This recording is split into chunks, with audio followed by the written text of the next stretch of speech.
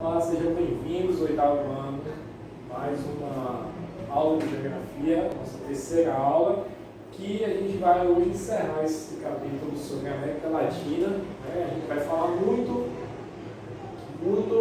quase tudo, sobre a economia, essa parte que a gente retoma sobre a América Latina no livro de vocês, sobre aspectos econômicos da América Latina. Tá? Então, não estranhe se a gente falar de, por exemplo, 10 slides que tiver aqui, 9 foi sobre economia. É o que fala mais essa parte do livro de vocês. Então vamos lá. Começando, pode passar aí, vamos lá. Pobreza latina, culpa da era colonial. No livro de vocês, atribui-se que o grande fator da América Latina ter uma pobreza muito grande em relação à Europa, por exemplo, até outros países aqui da própria América, América, por exemplo, anglo-saxônica, que é o nosso próximo assunto, é o período da era colonial, em que os países, o território dessa parte aqui da América é colônia de espanhóis e portugueses. Isso foi, tá? Essa ideia de que a colônia, o período colonial, é a culpa da economia, da pobreza dessa parte da América, já não cabe mais. A época colonial já passou há muito tempo. A gente não pode ficar mais daqui a 10, 20, 30 e por aí vai, culpando a pobreza da América Latina, uma coisa que aconteceu há muito tempo atrás. Tá? E aí eu trouxe um exemplo. Aqui uma notícia. Com IDH, o Brasil 0,761, o Brasil fica em 79º lugar no mundo e em quarto na América do Sul, em questão de IDH. Tá? O país fica empatado com a Colômbia, tanto em questão de mundo como em questão de continente. No continente sul-americano, Chile, Argentina e Uruguai estão à frente nessa ordem. Tá? E aí eu quero, primeiramente, com essa notícia, trazer para vocês a questão de como a gente está em desenvolvimento humano. Somos de 189 países, a gente é o número 79 em desenvolvimento humano.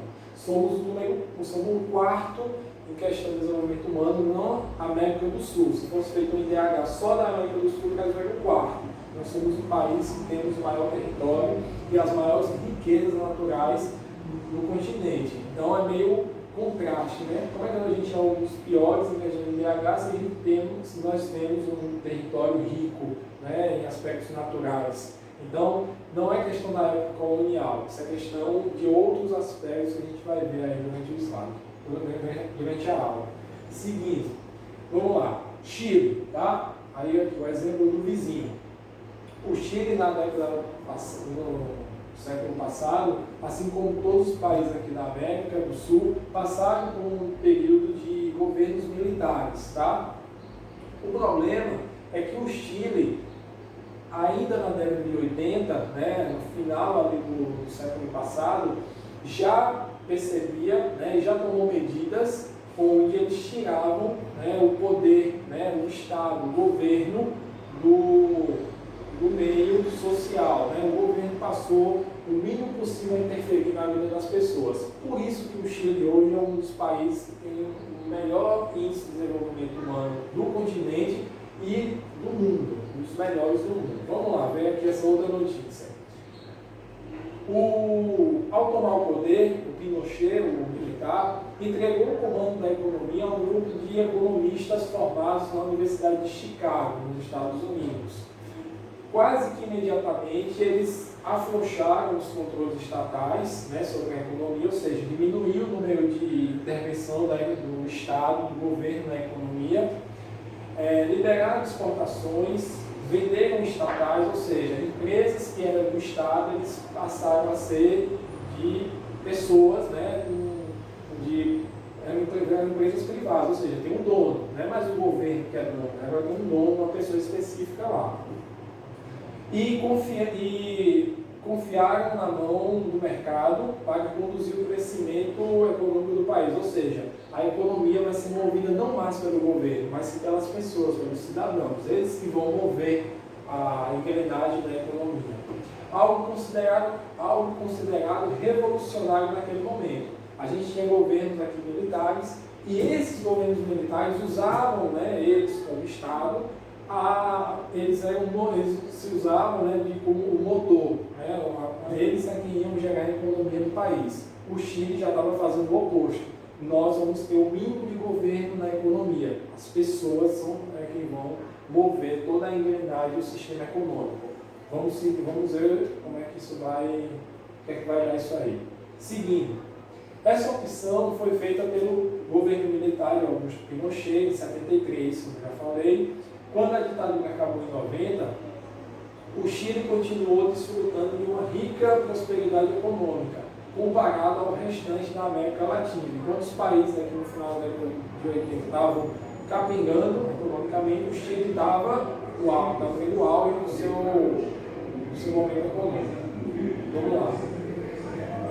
Para se ter uma ideia, o Chile atingiu um crescimento de 4,8% no primeiro semestre de 2018, o maior da América Latina. E o FMI, Fundo Monetário Internacional, estima que em 2022 o país será o primeiro da região a alcançar um PIB per capita de 30 mil dólares, ou 111 mil reais. Então as pessoas no Chile vão, em 2022, segundo a reportagem, segundo estudos, estimam que em 2022 a base mínima de salário do Chile seja o equivalente aqui a 111 mil reais. Tá? Patamar semelhante ao de nações europeias como Portugal e Hungria. Então, um país da América Latina, o Chile, que é infinitamente muito menor do que o Brasil, tá? Não tem as riquezas que nós temos naturais, mas é um país muito desenvolvido socialmente e economicamente, porque desde lá de trás eles entenderam que o Estado não pode ficar intervindo e ser a grande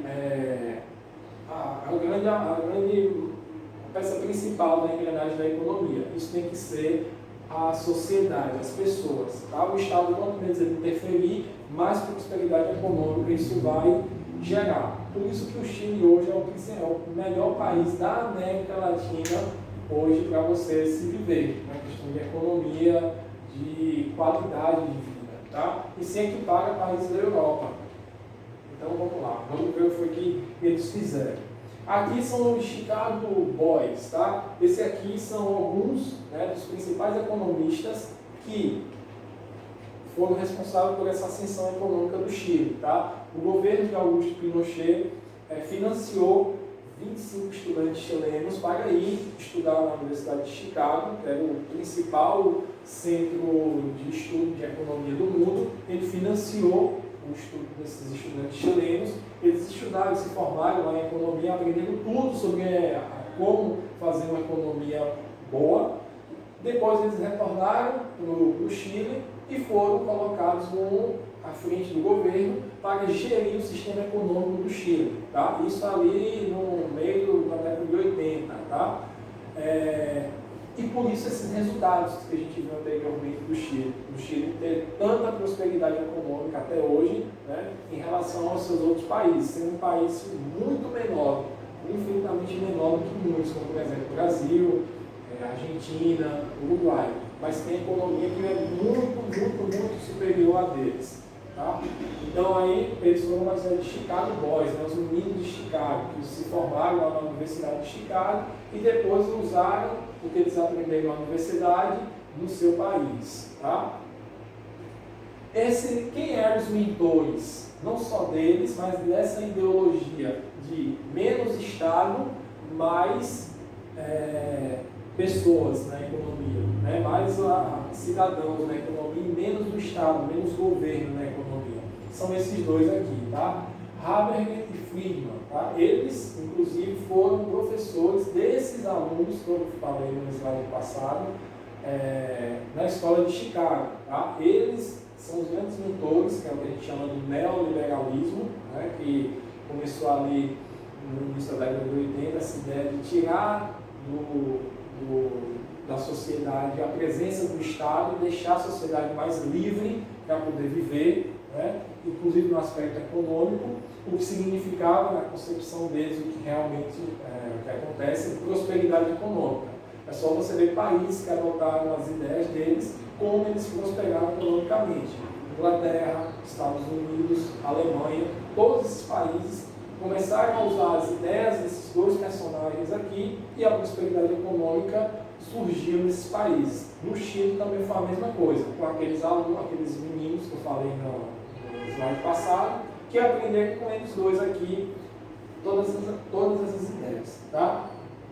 Seguindo, o que foi feito lá no... O que é que Harvey e Friedman ensinaram e que eles pregavam como prosperidade econômica de um país?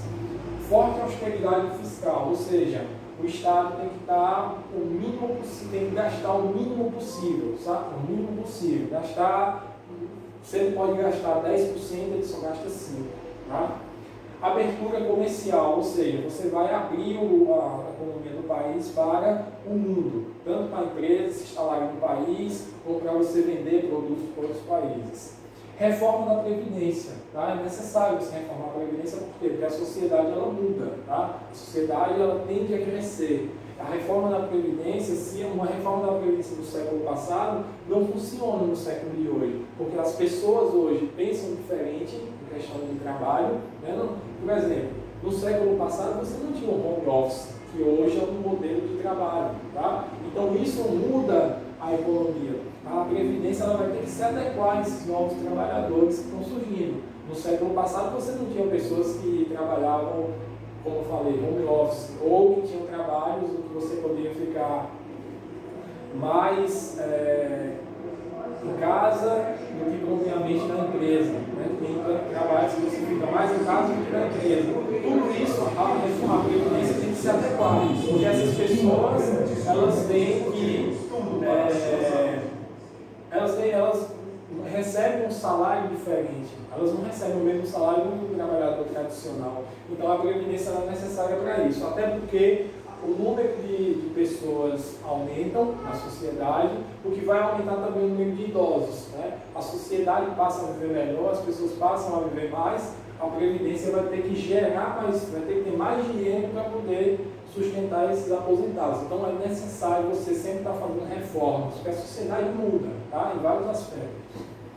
Priorização de acordos bilaterais, ou seja, em acordos entre trabalhador e empregado, o Estado não intervém, deixa que eles dois se entendem, eles fazem um acordo entre eles e fim de papo. O Estado não tem que se meter no meio com leis para beneficiar um ou outro. Tá?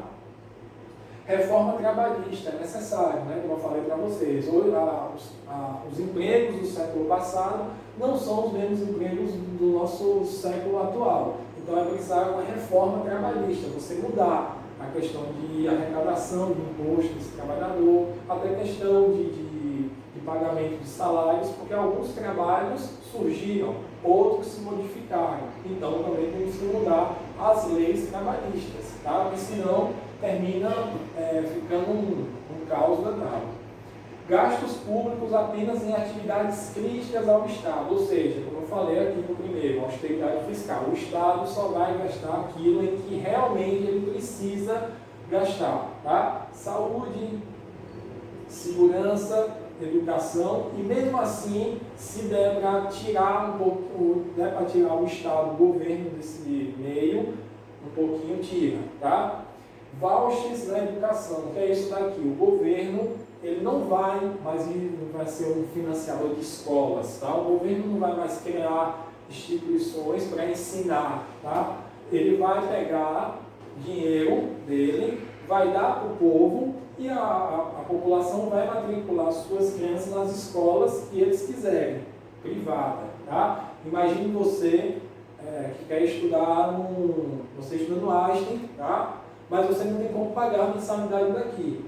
O governo vai te dar o dinheiro e você vai se matricular aqui e vai estudar aqui. Tá? O governo não vai mais financiar a escola, não vai mais pagar professores, não sei o quê, ele não vai mais se meter nisso daí, ele vai deixar a educação por conta da iniciativa privada. O que ele vai fazer é dar o dinheiro para você estudar na escola que você quiser. Tá? Modernização da agricultura. Sim, a agricultura precisa se modernizar. Né? A gente precisa que a sociedade cresce, o número de pessoas para alimentar, né, aumenta, então a agricultura ela precisa se adaptar para poder atender esse número de pessoas. Para isso precisa modernizar, né? Máquinas, conhecimentos científicos e tudo mais. Privatização da maior parte das empresas estatais. Você pegar as empresas que eram do governo e agora ela vai ter um dono, tá? E esse cara vai gerir a empresa. Ele vai demitir, vai contratar quem ele quiser, vai pagar o salário que ele quiser. O governo não se mete mais nisso. O governo só vai arrecadar os impostos, tá? Porque quando o governo privatiza, quando o governo toma conta das empresas, as empresas do governo, a tendência é tudo piorar, porque as pessoas começam a ganhar o mesmo salário que o outro, então ela não se esforça mais para poder ganhar mais dinheiro, porque ela sabe que se ela produzir ou não, ela vai estar ganhando o seu salário, tá? As empresas estatais tendem a fazer com que as pessoas fiquem até a sua aposentadoria lá, sem ter medo de demissão, então tira o espírito de competitividade, que é o que faz a economia crescer. É você competir com o outro, querer ser melhor. Oh, peraí, o cara não está ganhando mais dinheiro do que eu vou tentar ganhar mais do que ele. Então você vai, a competitividade, a livre concorrência é o que faz a economia crescer. Quando as empresas são estatais, isso não existe. O governo paga salário para todo mundo, independente da sua produtividade, e as pessoas tendem a ficar no trabalho pro resto da vida. Então ela não tem medo. Simplesmente ela vai para o seu trabalho e sabe que se ela trabalhar, produzir ou não, ela vai estar ganhando o seu salário. Coisa que na iniciativa privada não é assim. Se você não produzir, se você não der resultado, você cai fora. Então, normalmente os funcionários da iniciativa privada têm que ralar muito para poder ter o seu emprego e poder sustentar, né? Vamos lá. Seguindo. Problema quando o Estado toma conta. Eu estou falando aqui, já falei um pouco para vocês. Segundo o jornalista dessa reportagem que saiu na BBC, ele fala o seguinte, que os governos democráticos atualmente têm aumentado constantemente o papel do Estado, particularmente nas áreas da infraestrutura, políticas sociais, proteção ao consumidor, saúde e educação. Ao fim da ditadura do Chile, não havia seguro de saúde universal, seguro-desemprego, gratuidade no ensino superior, nem pilares solidários no sistema de pensões. Ou seja, o governo não financiava praticamente nada, tudo era iniciativa privada. Tá? Ou seja, o governo não precisa. Porque qual é o grande lance disso aqui também? É a questão seguinte: quando o Estado ele toma conta, por exemplo, da educação, vamos falar da educação. É muito sério, tá? Porque assim, a cada governo, a gente sabe que de determinado período o governo muda. Cada governo tem um pensamento de sociedade. Se o governo é quem cuida da educação das pessoas, de 4 em 4 anos, digamos, a ideia de educação vai mudar. 4 anos está lá um presidente que pensa que a educação tem que ser um X. Então só vai ensinar X para as crianças. Esse presidente saiu, entrou um outro presidente que acha que a educação não, tem que ser ensinada só em Y. Então a educação que era em X, agora vai passar a ser em Y. Isso gera todo um caos, né? Porque de período em período, a educação vai mudando o seu formato. Uma hora ela é de um jeito, depois ela vai para outro, depois ela volta para o que era, depois ela cria outro. Então quer dizer, não tem uma continuidade no trabalho, não tem uma metodologia. Né? Tem apenas ideias que são quebradas e que são formadas novamente. E aí você não tem continuidade. Então, trabalho que não tem continuidade, que não tem resultado, porque o Estado ele não cobra resultado das pessoas. Ele não tem como controlar, né? Imagine se você for, como é que o Estado controla o resultado dos seus estudantes? Não tem como, é um monte de estudantes. Ele vai deixando, vai todo mundo passando, não sei o quê, mas sem realmente saber se as pessoas estão produzindo, se os alunos estão aprendendo. E aí você gera todo um caos na sociedade, né? A educação, por exemplo, é um exemplo típico disso. Um Estado que tem um sistema de educação ruim, a sociedade tem também todos os outros aspectos sociais a ser ruim. Tá? O Chile já entendia que era necessário sair disso aí. Não, nós não vamos ensinar nada a ninguém. Nós vamos apenas ajudar a educação, mas nós não vamos ser as pessoas que vamos ensinar as crianças, né? Ou aos jovens. Aí viva, só que não o Estado, né? A Venezuela. A Venezuela é um bom exemplo. Eu falei de um país onde o Chile, onde o Estado se mete o mínimo na vida das pessoas e como eles prosperaram e aí vão continuar prosperando até que surja alguém que mude, né, essa ideia, que eu acho difícil. Já na Venezuela, um outro país aqui da América Latina, a intervenção do Estado veio com aquela causa, tá? Em seus melhores anos, a Venezuela chegou a produzir 2,5 milhões de barris por dia. A Venezuela é um país riquíssimo em petróleo. No seu auge, ali no início dos anos 2000, ela produzia aí 2,5 milhões de barris por dia. Tá? O Estado, o governo, era dona da principal produtora de petróleo da Venezuela. Vamos ver como é que está hoje? Próximo slide. Durante o regime de Hugo Chávez, que durou de 98 a 2013, as receitas de petróleo do governo venezuelano ultrapassaram 800 bilhões de dólares. Tá? A Venezuela produzia 2,5 milhões de barris por dia e arrecadava aí, por ano, 800 bilhões de dólares com o seu petróleo. Só que esse petróleo, quem era dono desse petróleo? O governo. Aí a gente vai ver o que é que vai acontecer. A Venezuela possui reservas de petróleo maiores do que as de qualquer país do mundo. Possui reservas abundantes também de gás natural, carvão, madeira e ouro. E como se isso não bastasse, também possui quilômetros de terras férteis e uma localização geográfica ideal, muito parecida com o Brasil. Seguindo, atualmente, o combustível só pode ser adquirido no mercado negro, a um preço impressionante, 9 dólares por galão, cerca de R$ 11,80 o litro. Essa seria uma situação preocupante para qualquer país. Só isso já seria um horror, mas pode piorar quando o Estado ele toma conta da economia do país, no caso da Venezuela. O salário mínimo na Venezuela é inferior a 5 dólares. Traduzindo para o real, o salário mínimo na Venezuela é o equivalente a menos de R$ 25, tá? Por mês. O que significa que praticamente nenhum venezuelano pode pagar combustível.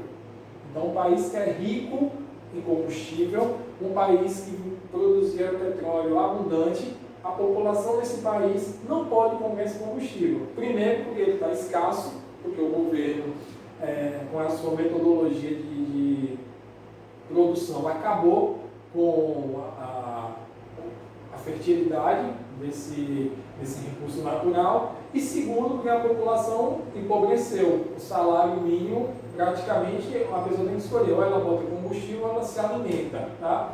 Esse é o problema do Estado quando ele se mete a gerir, a ser a máquina, a peça principal da economia. Causa isso na Venezuela. Hoje em dia, os venezuelanos têm que comprar o combustível no mercado negro, ou seja, clandestino. O sistema clandestino alimenta a criminalidade. Então veja todo o caos que se gera numa população quando o Estado ele se mete a querer fazer tudo e querer ser um grande personagem da sociedade. Tá? Vamos lá. Outro país também que sofre muito, porque o Estado está lá se metendo em tudo, na economia, na educação, na saúde, é a Argentina. Olha o título da notícia da Veja. Fábricas deixam a Argentina e migram para o Brasil. Por quê? Porque lá na Argentina, o presidente atual, está na próxima imagem, que é esse aqui, o Alberto Fernandes, juntamente com essa daqui, que também tem a mesma, eles dois têm as mesmas ideias, por isso que eu botei aqui em cima, são 2 décadas de atraso, porque ela ficou juntamente com seu marido quase 10 anos no poder, e ele está chegando agora e provavelmente vai ficar um bom tempo no governo. O que acontece? As empresas na Argentina, as empresas privadas na Argentina não têm mais segurança. A qualquer momento o governo pode vir e tomar a empresa e dizer, olha, essa empresa agora é minha, governo, do Estado. Então as empresas, as indústrias, as fábricas estão saindo de lá. Porque como eles têm medo de um dia para a noite o Estado tomar deles as empresas, então eles não querem mais ficar lá. O que é que isso vai acarretar para a Argentina? Empobrecimento. A gente sabe que países onde a indústria não é forte, os países são pobres. Tá? Então, percebam o problema que é quando a gente fala, e aí voltando lá no início do slide, a culpa é da era colonial, a pobreza na América Latina, ou é culpa das políticas adotadas pelos países hoje em dia, né, que querem tomar conta, né, como o Estado quer tomar conta de tudo? Seguindo, a gente já viu o slide lá na frente, né, que é esses dois aí, vamos para o próximo. O nosso bloco econômico, né? Na Europa, por exemplo, o bloco econômico lá é a União Europeia, né? Aqui é o nosso Mercosul, que atualmente é composto por quase todos os países da América Latina, menos a Venezuela, por questões políticas, né, divergências políticas. A Venezuela está fora desse bloco econômico, mesmo sendo pertencente à América Latina. Próximo.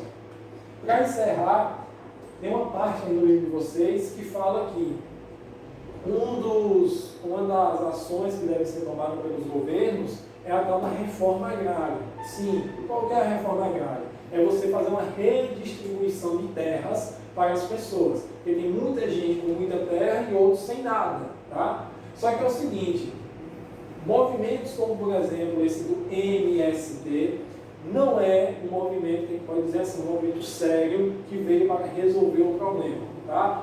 Por exemplo, aqui no Brasil a gente tinha, até pouco tempo atrás, pessoas ligadas ao movimento do MST invadindo fazendas, né, pregando violência aos fazendeiros e às pessoas e à sua família, tentando com isso conseguir a tal da reforma agrária. Então a gente tem que ter muito cuidado com isso. Tá? A reforma agrária é necessária? Obviamente que é necessária. Tá? Faz parte da política neoliberal. Lembra que eu falei? Reformulação da agricultura?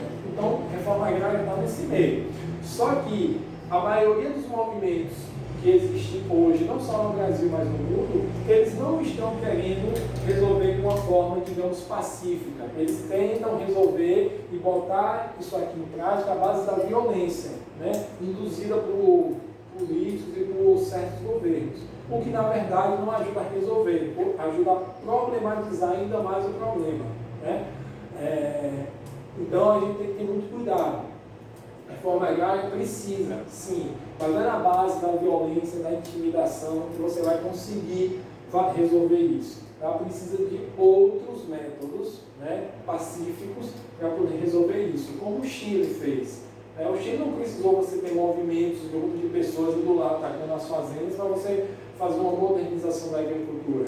Você fez isso através de ideias, né? de métodos pacíficos, e não de métodos violentos, né? Indo lá e atacando fazendas, destruindo as plantações, matando animais. Não vai ser desse jeito que você vai resolver a reforma agrária. Você vai apenas ajudar a aumentar ainda mais os problemas que já existem. Tá? Então, é isso.